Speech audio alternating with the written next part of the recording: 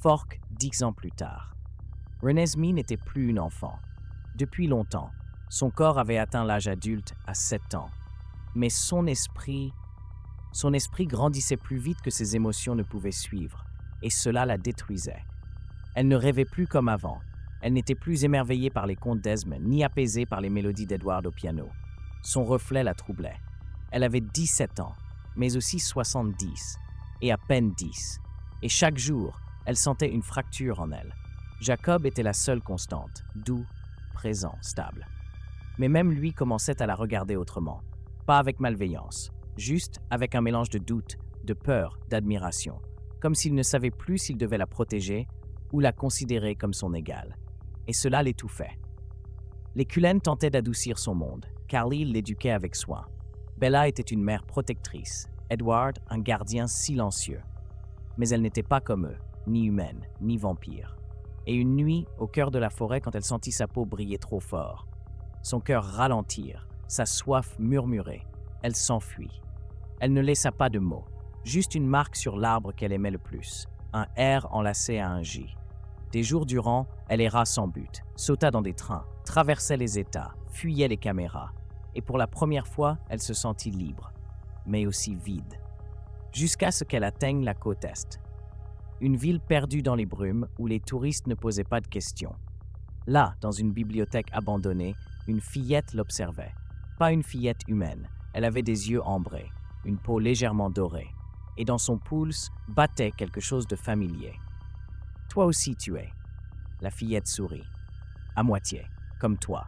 Bienvenue chez toi. » L'endroit s'appelait le Refuge, une communauté secrète composée d'hybrides comme elle.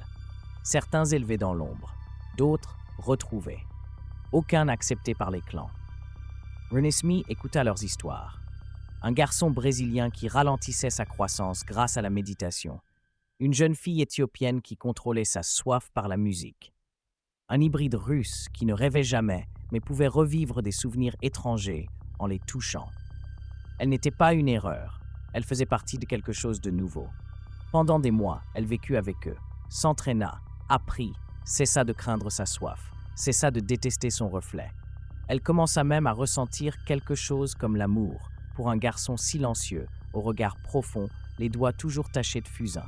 Il s'appelait Ilian. Mais la paix ne dura pas, car le monde vampirique n'oublie pas. Et bientôt, une rumeur parvint aux oreilles de la garde des Volturi. La fille d'Edward et Bella est en vie. Elle n'est pas seule, et elle n'est pas sous contrôle. Alice le vit, quelques jours plus tard, dans une vision fragmentée. Bella cria. Jacob détruisit des arbres. Edward resta figé.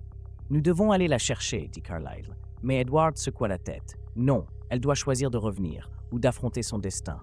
Bella le fixa. « Et si elle n'y survit pas ?» Edward murmura. « Alors nous l'aurons perdue 2 fois. » Au refuge, Renesmee sentait déjà l'écho de la tempête. Les vampires arrivaient, la paix se brisait, le choix approchait. Revenir chez les Cullen et abandonner ce qu'elle commençait à découvrir. Rester et se battre, au risque de tout perdre, ou inventer quelque chose de nouveau. Un pont, un pacte, un avenir hybride. La pleine lune la trouva assise sur le toit, à côté d'Ilian. Et s'il n'y a pas de place pour nous, il lui toucha la joue.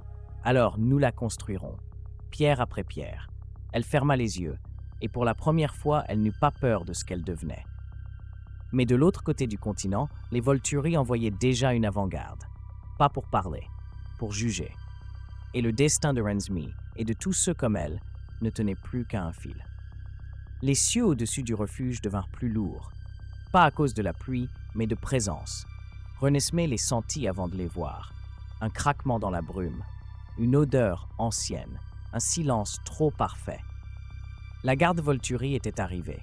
Ilian la trouva près du puits, les poings serrés. « Tu vas les affronter ?»« Je ne sais pas. »« Alors tu vas fuir encore une fois ?»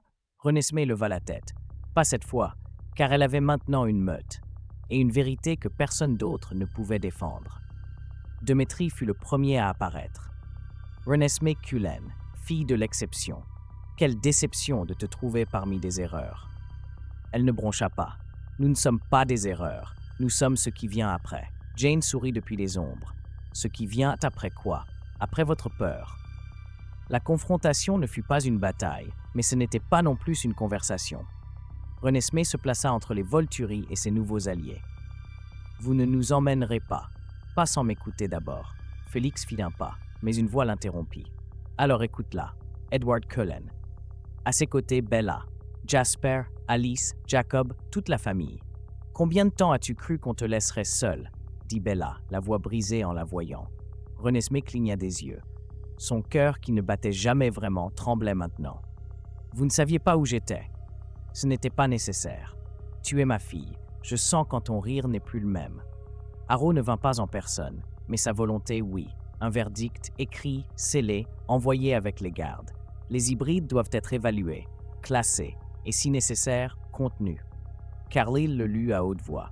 Edward ferma les yeux. L'histoire se répète, mais Renesmee ne baissa pas la tête. Alors écrivons-en une nouvelle. Dans les jours qui suivirent, les Cullen et les hybrides préparèrent quelque chose de jamais vu. Une déclaration. Pas une supplique, pas une rébellion, un traité. Rédigé par Carlyle, signé par Renesmee. Soutenu par Alice, qui apporta des visions claires. Si les hybrides sont pourchassés, le monde vampire sombrera dans la guerre civile. Mais s'ils sont acceptés, une nouvelle ère naîtra. Même Amun, depuis l'Égypte, envoya son soutien. Les hybrides ne sont pas un accident, ils sont une évolution. À contre-cœur, Harrow accepta une audience. Pas à Volterra. Sur un terrain neutre, en Islande. Une salle de glace où la diplomatie pesait plus que les crocs. Et là, avec une voix ferme et des doigts tremblants, Renesmee parla. Nous ne venons pas pour détruire. Nous ne venons pas pour régner, seulement pour vivre. Nous ne demandons pas la permission d'exister. Seulement qu'on ne nous refuse pas le droit de choisir. Le silence fut long, jusqu'à ce qu'Harrow sourit d'un ton velouté et empoisonné. Alors, qu'ils vivent. Pour l'instant. Et cela venant d'Harrow était une victoire. De retour au refuge, Renesmee étreignit Ilian. « Tu vas rester ?»« Non, dit-elle en souriant. Je rentre à la maison. Mais je veux emmener le refuge avec moi, car maintenant elle comprenait ce qu'elle ignorait autrefois. Elle n'avait pas à choisir entre sa moitié humaine et sa moitié immortelle. Elle devait être le pont. La dernière scène la trouva dans la forêt de Forks. Jacob était là, plus calme, plus âgé, moins féroce. « Tu ne vas plus fuir ?»« Non, mais maintenant je sais que je peux partir et revenir. » Il sourit. « Alors, enfin, tu es libre. » Renesmee lui prit la main. « Je l'ai toujours été. Il fallait juste que je m'en souvienne. » Et tandis qu'il marchait sous les feuilles dorées, un avenir nouveau commençait à éclore. Ni humain, ni vampire. Quelque chose de plus grand, de plus sage, de plus beau. Renesmee, fille de l'équilibre, pont vers demain.